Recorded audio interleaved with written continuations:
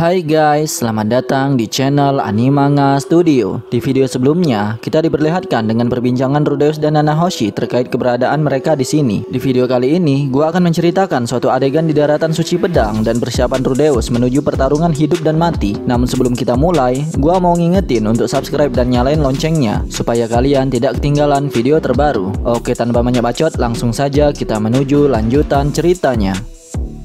Kemudian kita beralih di ujung barat laut benua, daratan suci pedang. Di sana terdapat Raja Pedang, Eris Greirat. Ia bilang, "Hei Nina, beneran gak aneh nih?" "Ya, sama sekali tidak aneh, malah kelihatannya sangat elegan." Di samping singa berambut merah itu, berdirilah seorang wanita lainnya yang mengenakan pakaian latihan dengan rambut berwarna biru gelap. Dialah Nina Varion, dan dia mulai muak menanggapi kegalauan temannya itu. Siapapun yang melihatmu sekarang, pasti akan tahu bahwa dia sedang menghadapi seorang Raja Pedang yang hebat dan mengesankan. Tapi Rudeus selalu bilang bahwa dia suka pakaian yang lebih berendah. "Hei, dengarkan aku." Nina menghela nafas dan menanggapinya dengan nada bosan. "Begini, di daerah ini tidak ada seorang pedagang pun yang menjual pakaian yang kau maksud itu. Kau pikir tempat apa ini? Kalau kau memang ingin memakai pakaian berendah, pergilah ke kota untuk membelinya." Eris cukup puas dengan saran Nina, lalu dia pun mengangguk. Namun ini adalah kelima kalinya mereka berdebat masalah pakaian hari ini. Lagian, tidak ada gunanya kau meributkan masalah itu di sini. Tak peduli secepat apapun larimu, kau akan membutuhkan waktu sebulan untuk menuju ke kota sihir syariah. Daripada pakaian, mendingan kamu pastikan tubuhmu bersih terlebih dahulu. Mandi sana, keramas. Kemudian,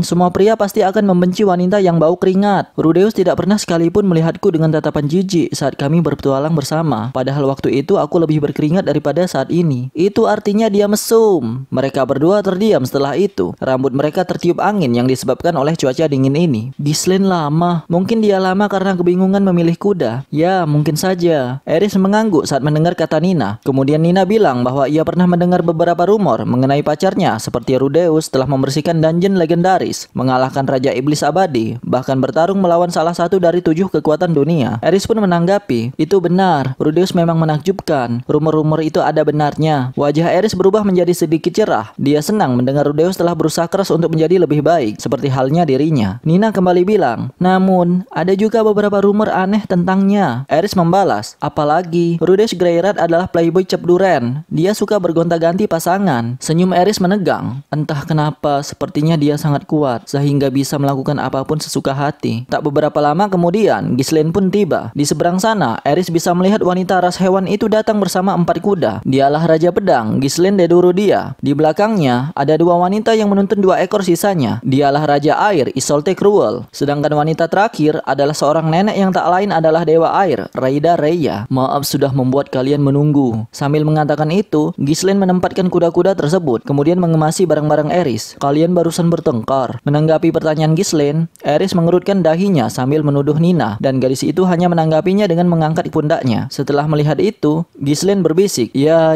aku paham." Kemudian sedikit tertawa. "Ampun deh, si bocah girl itu sepertinya benar-benar tidak ingin mengantar kepergian kalian." Dewa Air Raida Reya berkata demikian, sembari melihat ke arah dojo dengan wajah kecewa. "Shisho-sama, itu karena Tuan Dewa Pedang lemah terhadap alkohol." "Maksudmu, dia masih mabuk setelah minum-minum tadi malam? Dengan umur setua itu, harusnya dia sadar untuk tidak minum terlalu banyak." "Nina, dalam beberapa tahun lagi, kau pasti bisa menang melawan ayahmu itu. Jadi teruslah berusaha sebaik mungkin." "Ya, aku akan bekerja paling keras untuk memastikan semua ilmu yang pelajari tidak terbuang sia-sia." Setelah menundukkan kepalanya pada Raida, Nina berbalik menghadap Isolde. "Lalu, untuk kedepannya, apa yang akan kalian lakukan? Apakah kau akan pergi bersama Eris, kemudian berpisah di tengah jalan?" "Ya, kami akan kembali ke kerajaan Asura. Aku diminta menjadi pengajar pedang di kastil kerajaan." "Ah, begitu ya? Apakah kau tidak akan merasa kesepian?" Setelah Nina mengatakan itu, Isolde tersenyum lembut. Isolde bilang, "Nina, jika suatu hari nanti kau berkunjung ke kerajaan Asura, jangan lupa mampir ke tempat kami. Aku akan mengajakmu berkeliling kota." Nina membalas, "Tidak mungkin. Jika gadis desa sepertiku pergi ke kerajaan Asura, orang-orang pasti akan menertawakanku." Setelah Nina mengatakan itu sambil menggaruk hidungnya, Eris mendengus pelan. "Kalau ada orang yang menertawaimu, ya hajar saja." Nina tertawa sedikit setelah mendengar apa yang dikatakan Eris. Dia paham betul siapakah kedua temannya itu, Raja Pedang dan Raja Air, sedangkan dia sendiri adalah Saint Pedang. Orang-orang yang berani menertawakan mereka hanyalah petarung kuat, atau mungkin cuma orang bodoh. Isolde bilang, "Eris, sudah waktunya kita pergi." Eris membalas, "Aku tahu." Isolde hanya tersenyum pahit setelah mendengarkan jawaban penuh semangat itu. Kemudian dia pun melompat ke atas kuda. Eris juga mengikutinya dengan melompat ke atas kuda. Tanpa ada yang menyadari, air mata mulai menetes di pipi Nina. Beberapa tahun terakhir ini, mereka selalu bersama. Dia mengingat saat-saat ketika Eris pertama kali datang. Itu adalah pertemuan yang buruk. Namun berkat itu, Nina belajar dari pengalaman buruk untuk terus menjadi lebih baik. Sejak Isolde datang ke sini, dia telah diselamatkan berkali-kali oleh tutur katanya yang lembut dan perilakunya yang sopan. Jika bukan karena kedua temannya itu, Nina tidak berbeda dengan kebanyakan sein pedang di dunia ini. Halo, aku adalah tukang pos. Bisakah aku meminta tanda tangan Anda? Tiba-tiba terdengar suara aneh yang datang entah dari mana. Nina sedikit kesal karena si tukang pos menghancurkan saat-saat kepergian teman-temannya yang berharga. Kemudian dia pun menghadapi pria itu. Ya ampun, surat untuk siapakah itu?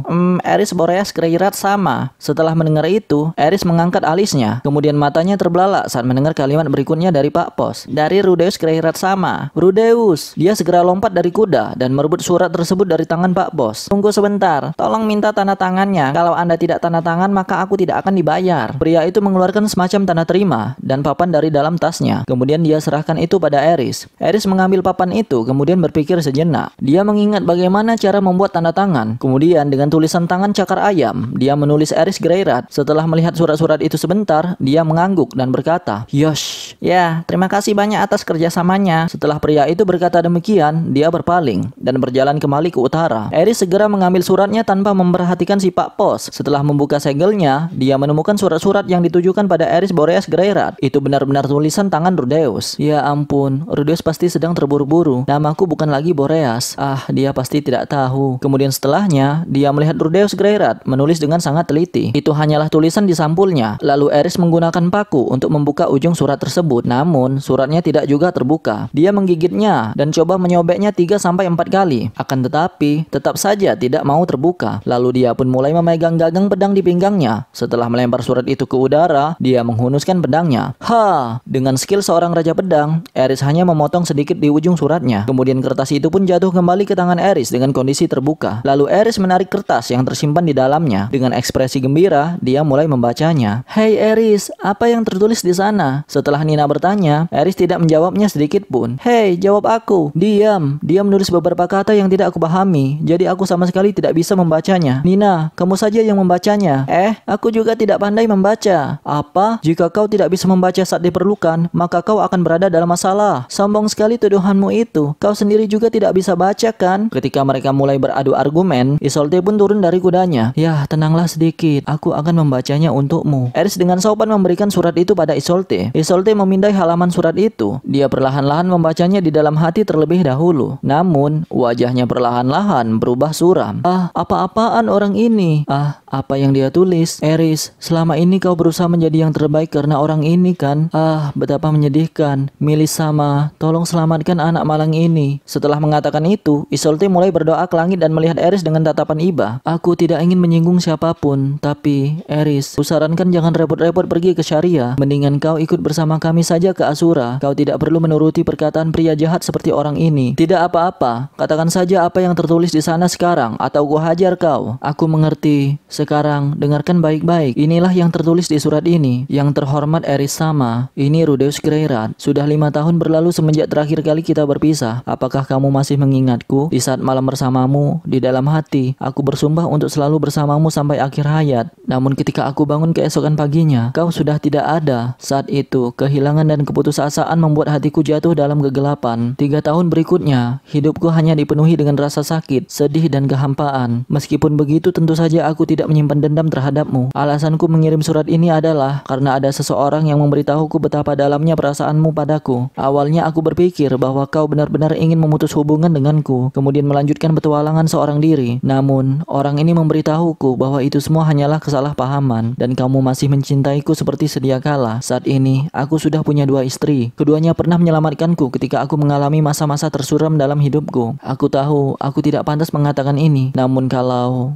saja kau masih mencintaiku, ingin menikahiku, dan hidup bersama denganku, maka aku telah siap menerimamu kembali. Mungkin kau keberatan menikah dengan seorang pria beristri 2, namun aku tidak bisa menceraikan mereka. Oleh karena itu, kau akan menjadi istri ketigaku. Jika tulisanku ini benar-benar membuatmu kesal, maka aku juga sudah bersiap menerima jotosanmu. Namun setelah kau puas melepaskan 2 hingga hingga 3 pukulan padaku. Kumohon maafkanlah aku. Bahkan jika memungkinkan, aku sama sekali tidak berniat berkelahi denganmu. Meskipun kau sudah tidak berhasrat lagi menjalin cinta denganku, kuharap kita masih bisa menjaga tali persaudaraan. Sekian dari Rudeus Greyrat. Setelah mendengar isi surat itu, tubuh Eris menegang. Kemudian Isolde mulai mencibirnya dengan jijik. Sungguh pria yang kejam bukan? Nina membalas. Benarkah begitu? Kurasa dia sudah berpikir ribuan kali sebelum menulis surat itu. Setelah ikutan mendengar isi surat itu, Nina pun menyatakan ketidaksetujuannya pada pendapat pribadi Isolde. Mereka berdua pun saling beradu argumen. Isolde meradang dan Nina juga tidak mau kalah. Sekarang justru mereka yang berdebat. Eris hanya menengadah ke langit sambil bersedekap. Tatapan matanya kosong. Oh, masih ada selembar kertas lagi. Kemudian Isolde menemukan selembar kertas lain di surat itu. Setelah mengeluarkannya, dia mulai membacanya dengan keras. Mari kita lihat apa yang tertulis di sini. Catatan tambahan. Aku akan menantang Dewa Naga Orsted untuk bertarung. Aku tidak yakin bisa membunuhnya. Mungkin aku sudah tidak lagi bernyawa saat surat ini kau baca. Kalau saja aku masih bisa pulang ke rumah dalam keadaan hidup. Mari kita lanjutkan lagi pembicaraan ini. Pada saat Isolde selesai membacanya, wajah Eris benar-benar menjadi kaku. Nina juga mendadak tegang. Wajahnya dipenuhi ketakutan. Hanya ketakutan yang bisa mereka rasakan saat mendengar kata menantang Dewa Naga Orsted untuk bertarung. Namun, kemudian senyum merekah di wajah Eris. Matanya yang kosong kini sudah kembali bercahaya dan dipenuhi oleh kobaran api semangat. Aku akan terlambat jika kita tidak buru-buru. Setelah mengatakan itu, Eris segera melompat kembali ke atas kuda. Hanya ada suatu hal yang dia pikirkan saat ini. Ghislaine, ayo kita pergi. Eris berteriak saat menaiki kuda. Dengan hentakan keras pada salju, kuda itu pun melesat maju dan Ghislaine segera mengikutinya dari belakang. Keduanya berangkat ke tempat si pengirim surat dan dalam waktu singkat mereka hampir tidak terlihat lagi di kejauhan. Nina dan Isolde hanya tercengang saat melihat mereka berdua pergi. Kembali ke adegan Rudeus, sebulan setelah berdialog dengan Hitogami, membunuh Orsted bukanlah pekerjaan gampang. Dia adalah orang terkuat di dunia. Jelas, itu berarti dia lebih kuat daripada Ruijerd, Atove, dan Perugius. Jadi Rudeus memikirkan 3 rencana. Pertama, kembangkan magic armor. Kedua, cari partner untuk melawan Orsted. Dan ketiga, pelajari taktik pertempuran. Kalau yang ditulis pada buku itu benar adanya, maka dengan armor tersebut, Rudeus bisa mendapatkan kemampuan fisik sehebat Superman. Untuk membuat magic armor tersebut, Rudeus membeli rumah kecil di dekat pinggiran kota sihir Sharia. Awalnya, Rudeus ingin meminjam ruangan di Kastil Langit, tetapi Perugius tidak mengizinkannya. Rudeus meminta bantuan Cliff dan Zanoba. Mereka pun bersedia membantu Rudeus. Rudeus meminta Cliff untuk memperlebar sistem lengan Zarif. Kemudian ia minta Zanoba mendesain struktur tubuh dan anggota geraknya. Selanjutnya, Roxy menjadi pengawas proyek, sedangkan Rudeus memiliki pekerjaan lain yang hanya bisa dikerjakan olehnya, yaitu menciptakan dan menyempurnakan batu sihir berkekuatan tinggi yang diperlukan untuk melapisi armor tersebut. Sementara itu, Sylvie diminta Rudeus untuk menjadi asistennya. Sudah lama sekali Rudeus tidak melihat Sylvie sebahagia ini. Mungkin dia lebih suka membantu Rudeus secara langsung seperti ini. Selama ini, ia hanya menunggu Rudeus di rumah saat Rudeus berjuang, dan itu membuatnya tidak nyaman. Untuk rencana kedua, yaitu menemukan partner untuk melawan Orsted, awalnya Rudeus berencana bertarung sendirian. Namun akhirnya ia sadar betapa payahnya dirinya. Ketika ia meminta bantuan kepada Perugius, Perugius menolaknya dengan tegas. Ia bilang bahwa ada 3 orang yang tidak akan bisa dilawan, yaitu Dewa Teknik, Dewa Tempur, dan Dewa Naga. Di antara ketiga orang itu, Dewa Naga Orsted adalah yang terkuat dan terkejam. Maka dari itu, Perugius tidak mau terlibat dalam masalah Rudeus karena ia tidak berencana untuk mati. Setidaknya sampai Laples bangkit kembali. Jadi selain Perugius, Rudeus tidak bisa menemukan siapapun yang layak disandingkan dengan Orsted. Dan Rudeus pula tidak ingin Zanoba mati. Begitu pula Cliff dan Elena Lies. Rudeus juga tidak ingin mereka mati. Dengan begitu, tak ada satupun temannya yang bisa menjadi partner untuk melawan Orsted. Tiba-tiba Rudeus memikirkan Eris. Rudeus tidak tahu kapan dia akan datang. Tetapi menurut buku harian itu, dia masih bisa menandingi Rudeus. Meskipun Rudeus sudah mengenakan magic armor. Kemudian rencana ketiga, yaitu pelajari taktik pertempuran. Ini adalah duel sampai mati. Tapi ada beberapa cara untuk bertarung melawannya. Rudeus harus bertarung di tempat terpencil. Dengan demikian, ia bisa menggunakan sihir berskala besar dengan bebas. Rencananya adalah menggiringnya ke suatu tempat lapang yang kosong, memasang perangkap di sana, tunggu sampai dia terjebak, kemudian serang saat itu juga. Masalahnya adalah bagaimana cara memancingnya. Rudeus terus memikirkan rencana ini dengan matang. Ia memerlukan lebih banyak waktu untuk merencanakan dan mempraktekkan strateginya. Saat Rudeus sibuk merencanakan pertarungan melawan Orsted, tiba-tiba Hitogami muncul kembali dalam mimpi. Ruang seputih salju. Rudeus berada di tengah dunia yang kosong. Wow, perkembangannya lebih baik daripada yang kuduga sebelumnya. Ya, sama seperti yang kau perintahkan. Aku akan melawan Orsted. Hari ini sepertinya moodmu sedang baik. Begitukah? Itu karena aku pun tidak tahu bagaimana endingnya. Itu sungguh mendebarkan. Sukakah dirimu ketika aku menuruti apapun perintahmu? Ngomong-ngomong, sebelumnya kau pernah berkata bahwa kau tidak bisa menghubungi seseorang jika jika tidak terjadi kecocokan. Apakah itu bohong? Ya, aku berbohong. Dasar bajingan tak tahu malu. Kau juga pernah bilang bahwa kau hanya bisa menghubungi orang-orang tertentu saja. Itu juga bohong. Ya, itu juga bohong. Tapi, bukankah kamu merasa istimewa karena dipilih oleh dewa? Aku perlu waktu untuk mengembangkan magic armor. Aku juga berusaha sebaik mungkin untuk mematangkan ketiga rencanaku itu. Tapi, setidaknya aku butuh waktu setengah tahun. Biarkan aku memberikan saran kepadamu. Cliff, biarkan dia berkonsentrasi pada pembuatan lingkaran sihir untuk memperkuat inti armor. Kau fokuslah pada pembuatan batu sihir sebagai perisai dan sendi. Suruh Zanoba membesarkan desainnya. Semakin besar armor, maka semakin besar pula konsumsi mananya. Tapi kau bisa mengatasi itu dengan membuat lingkaran sihir berlapis. Lingkaran sihir berlapis juga bisa membantumu tetap menggerakkan armor, meskipun sudah mengalami kerusakan parah.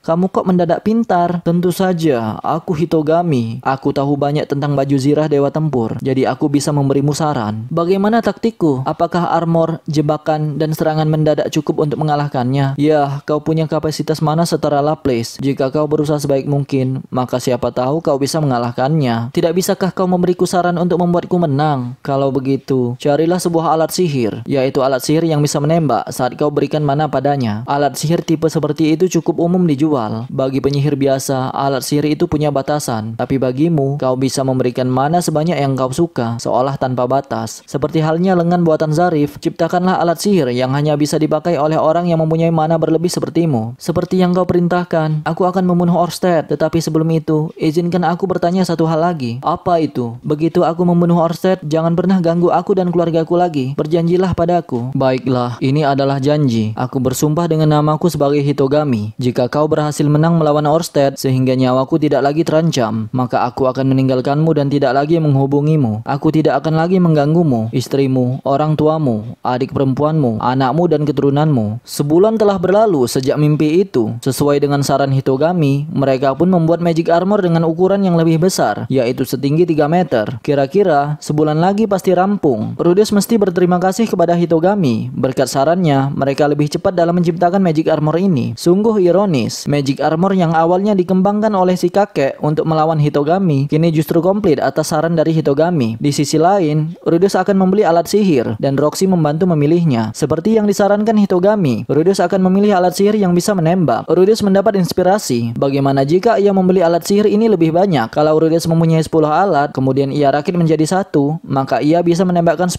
stone cannon sekaligus. Mungkin dengan cara seperti ini, teknik stone cannon bisa berubah menjadi mirip Gatling gun. Roxy yang mendengar ide itu hanya mengangguk dengan ekspresi datar di wajahnya. Ia pun mengenalkannya kepada seorang wanita ras elf. Wanita itu kaget mendengar ide itu. Wanita itu bilang, jika alat sihir tersebut menyedot mana Rudeus sampai kering, maka Rudeus akan mati. Rudeus bilang, tidak apa-apa, aku mohon bantuannya. Sembari menunggu selesainya pembuatan alat sihir tersebut, pada keesokan harinya, Rudeus pergi mengunjungi Nanahoshi. Terlihat di sana, Nanahoshi sudah kembali bersemangat. Dia membawa beberapa barang pribadinya kembali ke laboratorium. Sepertinya ruangannya pun semakin kotor. Lapor, persiapanku sebagian besar sudah selesai. Yang kurang hanyalah cara untuk menggiring Orsted ke tempat yang kita inginkan. Kuharap aku bisa mendiskusikannya denganmu tentang hal ini. Aku mengerti, tapi seperti yang kau tahu, Orsted sangatlah kuat. Selama beberapa tahun mendampinginya, tak sekalipun aku pernah melihat Orsted kesulitan dalam bertarung. Bahkan, dia pernah mengalahkan seekor naga raksasa dengan sekali serang. Tolong jangan katakan itu lagi. Kamu mulai membuatku takut. Setelah itu, Nanahoshi memberikan saran kepada Rudeus agar menggunakan racun. Mungkin itu berhasil, meskipun dunia ini mengenal konsep sihir detoksifikasi, namun banyak juga racun dan penyakit yang tidak bisa disembuhkan oleh teknik tersebut. Rudeus tidak tahu seberapa banyak pengalaman Orsted dalam menyembuhkan racun, namun tetap saja tidak ada salahnya mencoba. Kemudian, Rudeus menemui Aril untuk meminta bantuan. Ekspresi wajahnya tampak tidak senang saat Rudeus meminta racun yang tidak bisa disembuhkan oleh sihir detoksifikasi. Namun, akhirnya dia memberikan nama sebuah organisasi ilegal yang memperjualbelikan racun-racun tersebut. Awalnya, organisasi itu adalah sebuah guild pengintai. Kasarnya, organisasi itu mirip seperti geng mafia. Mereka memperjualkan obat anestesi, barang bajakan, bahkan racun untuk membunuh orang. Lalu Rudeus dibawa ke sebuah ruang bawah tanah pada suatu rumah di kota Sihir Syariah. Ketika Rudeus memasuki ruangan itu, aroma wewangian memenuhi udara. Di sana, menunggulah seorang pria bermata satu yang bertugas menyambut tamu. Selamat datang Rudeus-san, senang bertemu denganmu. Pria itu pun menanyakan apa yang dibutuhkan Rudeus. Setelah ia menawarkan berbagai jenis racun, seperti racun yang bisa melemaskan kaki, racun yang bisa membuat seorang penyihir tidak bisa menggunakan lidahnya, sehingga dia tidak bisa membaca mantra, dan berbagai jenis racun lainnya. Rudeus pun menjawab dengan mantap, aku mau semuanya. Pria itu sedikit kaget sembari mempersiapkan berbagai racun yang dipesan. Singkatnya, Rudeus pun pun telah membeli obat-obatan tersebut. Kemudian Rudeus juga sudah memilih tempat mereka bertarung. Karena Rudeus berencana bertarung sendirian, maka tempatnya harus jauh dari kota. Ia kumpulkan informasi dari guild petualang, dan ketika ia dapatkan tempatnya, maka Rudeus segera meninjaunya secara langsung di lapangan. Tak ketinggalan teknik membuat perangkap yang ampuh. Elinless mengenalkannya pada seorang petualang yang mahir memasang perangkap. Petualang ini pernah menjadi seorang pembunuh. Oleh karena itulah dia cukup ahli membuat perangkap. Rudeus sebenarnya ragu perangkap itu berguna melawan Orsted, namun lebih baik ada daripada tidak sama sekali. Elinless juga mengajarinya teknik bertarung jarak dekat. Sementara itu, Rudeus mulai berpikir tentang bertarung menggunakan magic armor. Rencananya adalah pasang alat sihir penembak yang barusan ia beli pada armornya, kemudian berondong Orsted dengan stone cannon. Mungkin Rudeus akan terus-terusan terdesak ketika melawan Orsted nanti, maka yang harus ia lakukan adalah berikan tembakan beruntun. Gunakan Quagmire untuk membatasi geraknya. Kemudian jika ada kesempatan, aktifkan sihir berskala masif untuk meluluh lantakkan area itu. Intinya, jangan beri dia kesempatan. Kemudian Rudeus menuju ruang bawah tanah rumahnya. Ia mencari benda apapun yang berguna untuk melawan Orsted. Di sini ada beberapa alat sihir, namun kebanyakan tidak berguna. Di sini ada topi yang bisa mengeluarkan air setelah kau pakai dan melepaskannya. Ada juga topi yang dilengkapi batu permata yang bersinar saat kau memakainya. Ada juga kotak yang bisa mengeluarkan asap tebal saat dibuka. Ada juga pedang pendek yang menjadi lengket saat menyerang lawan. Ada juga sepatu yang bisa mengeluarkan bau menyengat saat dikenakan. Seperti yang Rudeus bilang tadi, kebanyakan alat-alat sihir ini tidak berguna. Kalau terus disimpan seperti ini, hanya akan menjadi sampah. Kotak yang bisa mengeluarkan asap itu mungkin bisa mengelabuhi lawannya. Tapi kalau lawannya sekali Orsted, maka beda lagi ceritanya. Namun Rudeus pikir, mendingan ia bawa saja. Sebelum meninggalkan ruang bawah tanah, di sana Rudeus menyempatkan berdoa di kuil pemujaannya. Ia berdoa mengharapkan kemenangan. Namun rasa keraguan di hatinya tak kunjung pergi. Apakah semua rencana ini benar-benar akan berhasil?